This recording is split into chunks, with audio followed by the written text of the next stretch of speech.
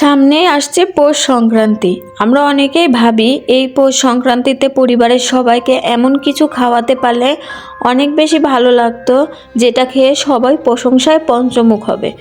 যদি এটা ভেবে থাকেন তাহলে আজকের রেসিপি আপনার জন্য।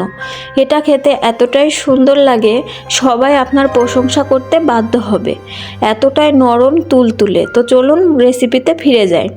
প্রথমে আমি এক কাপ সুজি নিয়েছি।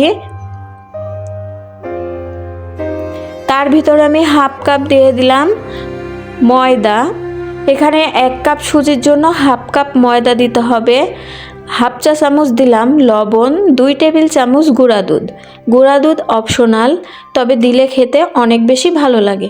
শুকনো উপকরণগুলো আমি সুন্দরভাবে মিশিয়ে নিচ্ছি। তারপরে আমি অল্প অল্প করে পানি দিয়ে একটা সুন্দর ডো বানিয়ে নেব। এখানে ব্যাটারটা একটু ঘন মনে হচ্ছে, তাই আমি আরেকটু পানি দিয়ে দিলাম। এবার পানিটা দিয়ে আমি খুব সুন্দর করে ব্যাটারটা বানিয়ে নেব।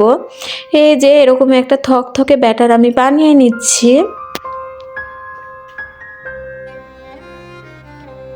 ব্যাটারটা বানিয়ে একটু রেস্টে রাখতে হবে। আমি এটা 15 মিনিট রেস্টে রেখে দিলাম। এরই ফাঁকে আমি দিয়ে দিলাম কিছুটা পরিমাণ নারকেল কুড়া আর গুড়। এটা আমি এখন একটা পাক দিয়ে নেব। গুড়ের সাথে নারকেলটা খুব সুন্দর করে এখন একটা নারকেল নাড়ুর মতো পাক দিয়ে নিতে হবে। আমার এখানে খুব সুন্দর পাক এসে গেছে।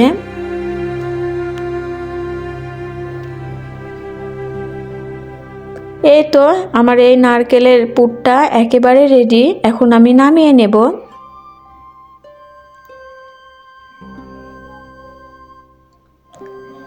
নারকেলের পুরটা কিছুটা ঠান্ডা হলে আমি গোল গোল করে চ্যাপ্টা করে নেব। প্রথমে নাড়ুর মতো শেপ দিয়ে একটু চ্যাপ্টা করে দিলেই হবে। একে একে আমি সবগুলো একই প্রসেসে তৈরি করে নেব।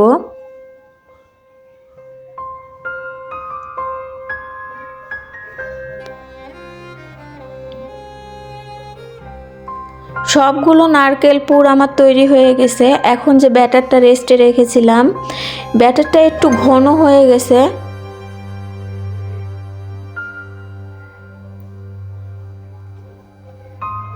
আমি আর একটু পানি দিয়ে ব্যাটারটাকে নরম করে নিচ্ছি। আপনাদের পানি কম বা বেশি লাগতে পারে।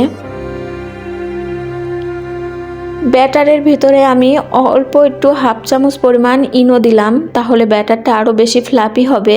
আপনারা ইনোর পরিবর্তে এখানে বেকিং পাউডারও ব্যবহার করতে পারেন। ইনোটা দেওয়ার পরে আমি আর একটু ব্যাটারটা ভালো করে মিশিয়ে নেব।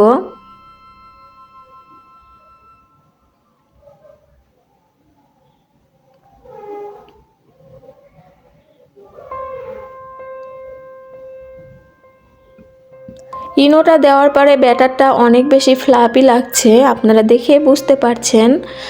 আমি এখন কড়াইতে একটা ফ্রাই প্যান বসিয়ে দিয়েছি। তেলটা গরম হতে থাক, ততক্ষণ আমি ব্যাটারটা আবারও মিশিয়ে নিয়েছি। আর যে নারকেলের পুরটা রেডি করে দিয়েছিলাম, সেটা এখন আমি ব্যাটারের ভিতর দিয়ে খুব ভালো করে কোট করে নেব। এটা খুব ভালো করে কোট করে নিয়ে কুসুম গরম তেলের ভিতরে দিতে হবে। আর এই ব্যাটারটা খুব হাই আছে বা দেওয়া যাবে না। গ্যাসের ফ্লেমটা খুবই লোতে রেখে ব্যাটারটা ভেজে নেব।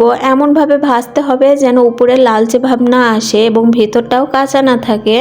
সেই জন্য চুলার আঁচ খুবই কম পরিমাণে দিয়ে আমি ব্যাটারটা উল্টে পাল্টে সাদা করে ভেজে নিচ্ছি।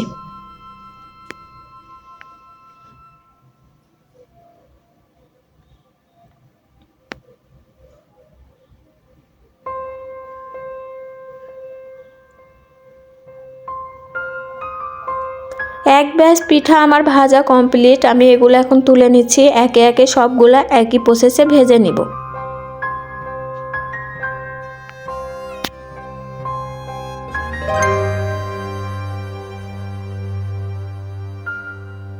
সবগুলা পিঠা আমার ভাজা হয়ে গেছে। অন্য কড়াইতে আমি দিয়ে দিলাম 1 litre liquid milk.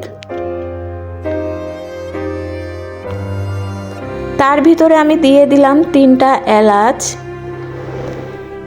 Half cup চিনি। এখন আমি দুধটা খুব ভালো করে মিশিয়ে নেব।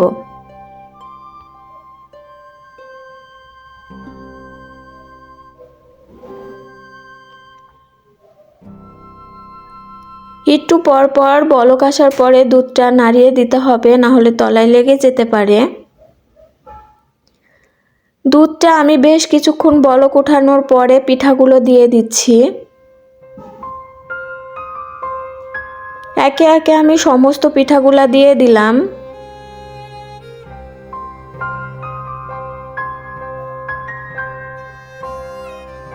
পিঠাগুলা দেওয়ার পরে খুব ভালো করে মিশিয়ে নিতে হবে। আর একটুখানি ভিজার পরে এটা অনেক বেশি রসালো তুলতুলে ভাব চলে এসেছে। এটা যদি 2-3 ঘন্টা ভিজিয়ে রেখে দেওয়া যায় তাহলে কি আর বলবো, ফুলে একেবারে টইটুম্বুর হয়ে যাবে। এখনও যদি একবার ওই পিঠা বানিয়ে না খান তাহলে প্লিজ একবার বানিয়ে খান। এর স্বাদ আর জীবনে কখনো ভুলবেন না, বা অন্য পিঠা খাওয়ার স্বাদই ভুলে যাবেন। এতটাই মজা ও রসালো। পৌষ সংক্রান্তিতে এই পিঠা যাকে খাওয়াবেন তারই মন ছুঁয়ে যাবে, বারবার খেতে চাইবে। দেখে বুঝতে পারছেন কতটা বেশি নরম ও লোভনীয় হয়েছে, ভিতরের রসে একদম ভরে গেছে। আমি আপনাদের একটা কেটে দেখাচ্ছি এর ভিতরটা কতটা ফ্লাপি ও নরম হয়েছে। রেসিপি ভালো লাগলে একটা লাইক দিতে ভুলবেন না, চ্যানেলটিকে